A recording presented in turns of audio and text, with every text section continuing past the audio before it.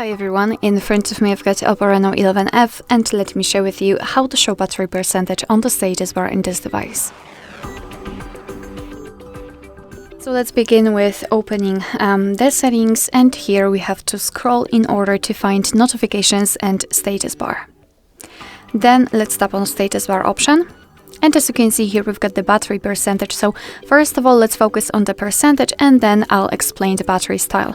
So after tapping on this option, we can choose the type of displaying the percentage inside the battery icon, which is currently applied in my case, outside the battery icon, so you can see that the percentage is much bigger and much more visible, or do not show it at all. The battery percentage and the visualization of battery percentage will be different according to the battery style you will choose. So as you can see here, we've got the horizontal option, vertical option.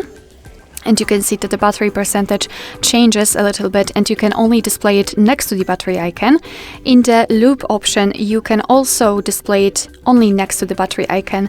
And whenever you will show do not show option, you can display only the battery percentage. So here we've got the difference. Only in horizontal option, you've got 3 different battery percentage options.